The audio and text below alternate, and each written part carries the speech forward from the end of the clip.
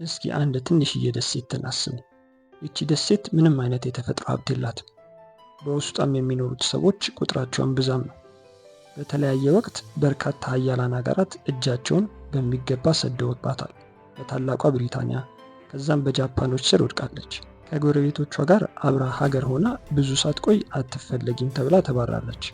ብዙዎች አበቃላት፣ የትም አትደርስም፣ ከአሳ አጥማጆች መንደርነት አትዘልም ሲሏት የነበሩትን ሁሉ አሳፍራ እጅግ የበለጸገች የዓለም አቀፍ የፋይናንስ ተቋማት መቀመጫ ለመሆን በቅታለች።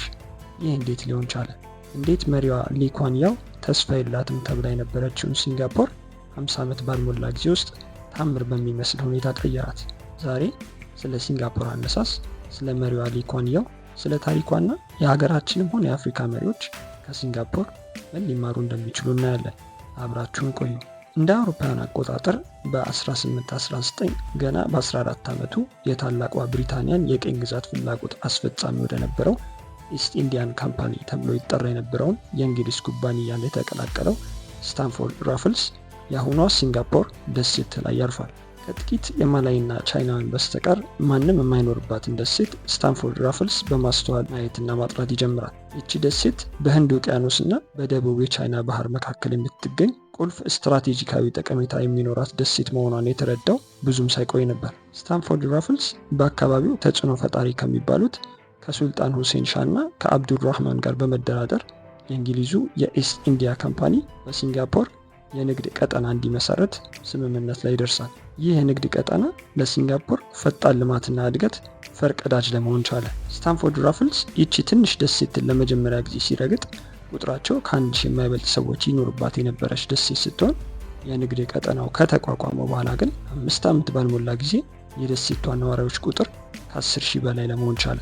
እንደ አውሮፓውያን አቆጣጠር በ1901 ዓ.ም 225,000 የሚሆኑ ነዋሪዎች በደሴቷ ይኖሩ የነበረ ሲሆን ከ30 ዓመት በኋላ በ1931 ዓ.ም ቁጥራቸው በእጥፍ አድጎ ግማሽ ሚሊዮን የሚጠጋ ነዋሪ በደሴቷ ሲንጋፖር መኖር ጀመሩ። በደሴቷ የህዝብ ቁጥር እድገት መብዛት ዋና ምክንያት ሆኖ የሚጠቀሰው በስታንፎርድ ራፍልስ ምክንያት ተግባራዊ የሆነው የንግድ ቀጠና ሲሆን ይህ የንግድ ቀጠና ከተቋቋመ በኋላ ሲንጋፖር ለንግድ እጅግ አዋጪ ደሴት መሆን በመቻሏ በብዛት የቻይና፣ የህንድ እና የማላይ ህዝቦች ወደ ደሴቷ መጉረፍ መጀመራቸው በፍጥነት ለነዋሪዎቿ ቁጥር መብዛት እንደ ምክንያትነት ይጠቀሳሉ። ሲንጋፖር በውስጧ የተለያየ ባህልና ሃይማኖት ያላቸው ህዝቦች የሚኖሩባት ደሴት ስትሆን እነዚህም በቁጥር በዛ የሚሉት የቻይና ሲንጋፖራውያን ናቸው። እንዲሁም ሲንጋፖር ከቻይና ቀጥሎ ቻይናውያን በብዛት የሚኖሩባት ሀገር ናት። ሲንጋፖር ውስጥ ቻይናውያን 75 በመቶ የሚሆነውን የህዝብ ብዛት ሲይዙ የማላይ፣ የህንድ፣ የኢንዶኔዥያ እና የፊሊፒንስ ህዝቦች ደግሞ ቀሪውን ድርሻ ይይዛሉ።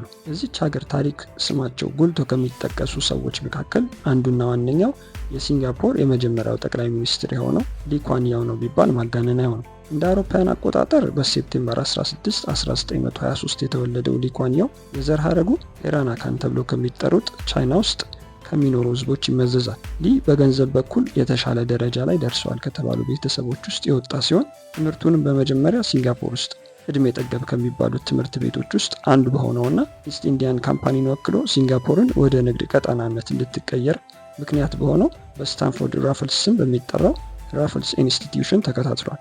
በመቀጠልም የዩኒቨርሲቲ ትምህርቱን ቆይቶ ስሙ ወደ ናሽናል ዩኒቨርሲቲ ኦፍ ሲንጋፖር ተብሎ ወደ ተቀየረው ራፍልስ ኮሌጅ በመግባት የኢኮኖሚክስ ትምህርቱን ይማር ነበር። ነገር ግን ብዙም ሳይቆይ በሁለተኛው የዓለም ጦርነት ወቅት ሀገሩ ሲንጋፖር በጃፓኖች በመወረሯና ይማርበት የነበረበት ራፍልስ ኮሌጅም በጦርነት ወቅት የተጎዱ ሰዎችን ወደሚያክም ሆስፒታል በመቀየሩ ምክንያት ትምህርቱን ለማቋረጥ ይገደዳል። ጃፓን በሲንጋፖር ላይ ወረራ ከፈጸመች በኋላ ሲንጋፖርን ለ3 ዓመት ያህል ይዛ የቆየች ሲሆን እነዛ ዓመታት ሊ ኩዋን ያውን በብዙ መልኩ የቀየሩ ወቅቶች ሆነው አልፈዋል። ሊ ኩዋን ያው በእነዛ ዓመታት ሲንጋፖር ከተቀመጠችበትና እጅግ ከፍተኛ የሆነ የስትራቴጂክ ጠቀሜታ ያለውን የማላካ ስትሬትን ከደቡብ የቻይና ባህር የሚያገናኝ ቦታ ላይ ከመገናኘቷ ጋር ተያይዞ ወደፊትም በተለያዩ ሀያላን ሀገሮች አይን ውስጥ መግባቷ አይቀሬ እንደሆነ ተገነዘበ። ስትሬት ኦፍ ማላካ የፓሲፊክ እና የህንድ ውቅያኖስን የሚያገናኝና ዓለም ላይ ካሉ በመርከብ ከሚመላለሱ የንግድ እቃዎች ውስጥ 1/4 የሚሆነው የሚተላለፍበት በጣም ቁልፍ የሆነ ቦታ ነው። ቻይናም 80 በመቶ የሚሆነውን የነዳጅ ፍላጎቷን የምታሟላው በዚሁ በስትሬት ኦፍ ማላካ በሚመላለሱ መርከቦች ነው። ዓለም ላይ እጅግ በጣም በርካታ መርከቦች የሚመላለሱበት ቦታ መሆኑ ሲንጋፖርን በእጅጉ ተጠቃሚ ሊያደርግ የሚችልና በዛው ልክም በተለያየ ወቅት በተለያዩ ሀያላን አገራት አይንም ውስጥ እንድትገባ አድርጓታል። ይህን ሁኔታ በሚገባ የተረዳው ሊ ኩዋን ያው ሲንጋፖርን ለማሳደግ ይህን በተፈጥሮ ያገኙትን እድል እንዴት አድርጎ በሚገባ መጠቀም እንዳለበት ማሰብ የጀመረው ጃፓኖች ሲንጋፖርን በወረራ ይዞ በቆዩበት በነዛ በ3 ዓመታት ውስጥ ነበር። እነዚህ ዓመታት ሊ ኩዋን ያው በሀገሩ መደፈር እልህና ቁጭት ውስጥ እንዲገባና ሀገሩን ታላቅ የማድረግ ራዕይን እንዲሰንቅ በር ከፈቱለት። ሲንጋፖር የሁለተኛው ዓለም ጦርነት ካበቃ በኋላ ብዙም ሳይቆይ እንደ አውሮፓውያን አቆጣጠር በአፕሪል 1 1946 ተመልሳ በብሪታንያ የቅኝ ግዛት ውስጥ ወደቀች። ይህም የሚቀጥሉት ጥቂት ዓመታት ቀጥሎ የቆየ ሲሆን ጎረቤት ሀገር የሆነችው ማሌዥያ በዚያን ጊዜ የምትጠራበትን ማላያ የተሰኘውን ስም በመያዝ እንደ አውሮፓውያን አቆጣጠር በፌብሩዋሪ 1 1948 ዓ.ም በአካባቢው ከሚኖሩ ሌሎች ህዝቦች ጋር በጋራ በመሆንና በፌዴሬሽን በማዋሃድ ሀገር መሰረተች። ሲንጋፖርም ሆነ የማላይ ፌዴሬሽን በብሪታንያ ቅኝ ግዛት ውስጥ የነበሩ ቢሆንም እንደ አውሮፓውያን አቆጣጠር በኦገስት 31 1957 ዓ.ም የማላይ ፌዴሬሽን ህዝቦች ከሲንጋፖር ቀድመው ከብሪታንያ ነፃ ይወጣሉ። በዛ ወቅት አብዛኞቹ ሲንጋፖራውያን ነፃ ያወጡትን የማላይ ፌዴሬሽን ህዝቦች ተቀላቅለው ሀገር የመሆን ፍላጎት የነበራቸው ቢሆንም የማላይ ፌዴሬሽን የፖለቲካ አመራር ግን ተመሳሳይ ጠንካራ ፍላጎት አልነበረውም። ይህም የሆነበት ዋና ምክንያት ምንም እንኳን ሲንጋፖር በቆዳ ስፋቷ በጊዜው የማላይ ፌዴሬሽን ተብላ በምትጠራውና በአሁን ጊዜ ደግሞ ማሌዥያ ተብላ ከምትጠራው ጎረቤቷ ጋር ስትነጻጸር እጅግ በጣም ትንሽ ደሴት ብትሆንም በህዝብ ብዛት ግን ብልጫ የነበራት መሆኑ ነው። ማሌዥያ ውስጥ ቁጥራቸው የሚበዛው የማላይ ህዝቦች ሲሆኑ ሲንጋፖር ውስጥ ግን ቁጥራቸው የሚበዛው የሲንጋፖር ቻይናውያን ነበሩ። በዚህም ምክንያት የማላይ ፌዴሬሽን መሪዎች ሲንጋፖር ፌዴሬሽኑን ብትቀላቀል ከማላይ ህዝቦች ይልቅ የሲንጋፖር ቻይናውያን የበላይነቱን ይዘው ሊዘልቁ ይችላሉ የሚል ስጋት ነበራቸው።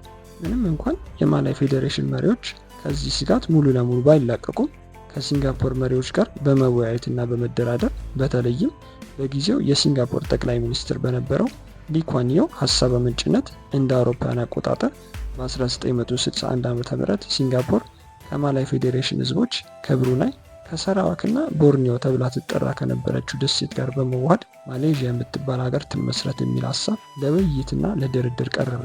ይህም ውይይትና ድርድር ፍሬ አፍርቶ እንደ አውሮፓውያን አቆጣጠር በኦገስት 31 1963 ዓ.ም ሲንጋፖር ማሌዥያን ተቀላቀለች። ይህ አንድነት ግን ብዙ ጊዜ ሊቆይ አልቻለም። በተለይ በሲንጋፖር ውስጥ በብዛት ይኖሩ በነበሩት የቻይና ሲንጋፖራውያንና በማሌዥያ ውስጥ የቁጥር ብልጫ በነበራቸው በማላይ ህዝቦች መካከል የነበረው የተካረረ ፉክክር አንድነቱ ላይ ውሃ የከለሰበት ብዙም ሳይቆይ ነበር። ይህ መካረር ከመሻሻልና ወደ ስምምነት ከመምጣት ይልቅ እጅጉን በመባባሱ ዓለም ላይ ባልታየና ባልተለመደ መልኩ በጊዜው የማሌዥያ ጠቅላይ ሚኒስትር የነበረው ቱንኩ አብዱራህማን ሲንጋፖርን ከፌዴሬሽኑ ማሰናበትን የመጨረሻ ውሳኔ አድርጎ ያቀርባል። ይህ ውሳኔ ማሌዥያውያንንም ሆነ ሲንጋፖራውያንን ያስደነገጠ የዓለም ህዝብንም ያስገረመ አጋጣሚ ነበር። ሊ ኩዋን ያው ህዝቡ እንዲረጋጋና ሀገሩ ሲንጋፖር ህብረ ብሔራዊ ሀገር እንደምትሆን በመግለጽ በሴፕቴምበር 1965 ዓ.ም ዓለም ላይ በጊዜው ከነበሩና በዩናይትድ ኔሽንስ ከሚታወቁ አገራት ውስጥ 117ኛ ሀገር ሆና ተመዘገበች። እንግዲህ ከዚህ በኋላ ነው ሊ ኩዋን ያው ሲንጋፖርን ሊቀይሩ ይችላሉ ብሎ ያሰባቸውን አቅጣጫዎች በጥብቅ ተግባራዊ ወደ ማድረግ የገባው። ይህ ሀገሩ ሲንጋፖር መለወጥ ካለባት ከፍተኛ አቅም ያላቸውን ዓለም አቀፍ ኩባንያዎችን ወደ ሀገሩ ኢንቨስት ለማድረግ መሳብ እንዳለበት በማመን ሲንጋፖርን ለኢንቨስትመንት የምትመች ሀገር እንድትሆን የተለያዩ እርምጃዎችን መውሰድ ጀመረ። ከእነዚህም ውስጥ የትምህርት ጥራትን ማሳደግ፣ ለሙስና አመቺ የሆኑ የመንግስት አሰራሮችን ማስወገድ፣ ለመንግስት ሰራተኞችና አመራሮች በዛ ያለ ደሞዝ በመክፈል ወደ ሙስና ሊሄዱ የሚችሉበትን እድል ማጥበብና በሙስና ወንጀል የተያዙት ላይ ደግሞ ጠንከር ያለ ቅጣትና እርምጃ መውሰድ፣ ሁሉም የሲንጋፖር ህዝቦች በዘራቸው ወይም በብሔራቸው ሳይሆን በአቅማቸው ወይም በችሎታቸው ብቻ እንዲታዩና እድል እንዲሰጣቸው ማድረግ፣ ግዙፍና በርከት ያሉ የመሰረተ ልማት ስራዎችን ማስፋፋት የመንግስቱ ዋና ትኩረትን እንዲሆን አደረገ። በተለይ ከውጭ ሀገር ወደ ሲንጋፖር የገቡት ግዙፍ ኩባንያዎች የሲንጋፖርን ወጣቶች በማሰልጠንና በማስተማር በአጭር ጊዜ ውስጥ የሲንጋፖር ወጣቶች ዓለም አቀፍ ኩባንያዎች የሚፈልጉትን የእውቀትና የክህሎትን ደረጃን በመያዝ በሲንጋፖር ብቻ ሳይሆን በየትኛውም ዓለም ላይ ተፈላጊ ወደ መሆን ተሸጋገሩ። ሲንጋፖር የትምህርት ጥራትንም በእጅጉ በማሻሻሏና ለዚህም ከፍተኛ ትኩረት በመስጠቷ የሲንጋፖር ተማሪዎች በዓለም ላይ በሂሳብና በሳይንስ ነክ ትምህርቶች አቻ የሌላቸው እጅግ በጣም ጎበዝ ተማሪዎች ለመሆን በቅተዋል። በተጨማሪም ለቤት ግንባታ ትኩረት በመስጠት አብዛኞቹ የሲንጋፖር ዜጎች ጥራት ባለው ሁኔታ የተሰሩ ቤቶች እንዲኖራቸው በማድረግ የዜጎችን የኑሮ ሁኔታ በማሻሻል ረገድ በርከት ያሉ ስራዎች ተሰሩ። ሊ ኩዋን የው በሲንጋፖር ታምራዊ ለውጥ ዋና ተዋናይ በመሆኑ ምክንያት አሁንም ድረስ የሲንጋፖር አባት ተብሎ የሚጠራና የሚታወስ ያለማጋነን በ20ኛው መቶ ክፍለ ዘመን ከታዩ ምርጥ የሀገር መሪዎች ውስጥ ስሙ የሚጠቀስ ታላቅ መሪ ነው። ይሁን እንጂ ሊ ኩዋን የው የሚወዱትና የሚያከብሩት ብዙዎች የመሆናቸውን ያህል የሚተቹትና የሚቃወሙትም ሲንጋፖራውያን ቁጥራቸው ጥቂት አይደለም። ሊ ይመራው የነበረውና ሲንጋፖርን የሚያስተዳድረው ፒፕልስ አክሽን ፓርቲ ወይም ፒኤፒ ያለምንም ተቀናቃኝ ሲንጋፖርን ከ1959 ዓ.ም እስካሁኑ 2025 ዓ.ም ወደ 66 ዓመት ለሚጠጋ ጊዜ ሀገሪቷን መምራቱ ለውጥ ለሚፈልጉ ተቃዋሚዎችና ወጣቶች ብዙም የሚዋጥላቸው እውነት አይደለም። የሲንጋፖር መሪዎች ተቃዋሚ ፓርቲዎችን ብቻ ሳይሆን መንግስትን የሚተቹ የሚዲያ ሰዎችና ተቋማትንም በማሳደድ ስማቸው በተደጋጋሚ ከሚጠሩ ሀገራት መካከል አንዷ እንድትሆን አድርገዋል። ዓለም ላይ የሀገራትን የፕሬስ ነጻነት ሁኔታ የሚከታተለውና መቀመጫውን ፓሪስ ያደረገው ዓለም አቀፉ ተቋም RSF በ2024 ዓ.ም ባስቀመጠው የፕሬስ ፍሪደም ኢንዴክስ መሰረት ሲንጋፖር ከ180 ሀገራት 126ኛ ደረጃ ላይ አስቀምጧታል። በእነዚህና መሰል ጉዳዮች ምክንያት ሊ ኩዋን የው በተደጋጋሚ ወቀሳዎች ቢደርስበትም ይህን የሚያደርገው ለራሱ ጥቅምና ክብር ሳይሆን ለሀገሩ ካለው ጥልቅ ፍቅር በመነሳት ነው ብለው የሚከራከሩለት ሲንጋፖራውያንን በርካታ ናቸው። ሊ ኩዋን የው ሀገሩን በኢኮኖሚ አሳድጎ መልካም አስተዳደር በሀገሩ እንዲኖር አድርጎ በችሎታ ብቻ ሰዎች እንዲመዘኑ የሚያስገድድ ስርዓት አበጅቶ በርካታ የመሰረተ ልማት ስራዎችን በሀገሩ ሲንጋፖር እንዲሰራ አድርጎ በተወለደ በ91 ዓመቱ እንደ አውሮፓውያን አቆጣጠር በማርች 23 2015 ዓ.ም ከዚህ ዓለም በሞት ተለይቷል።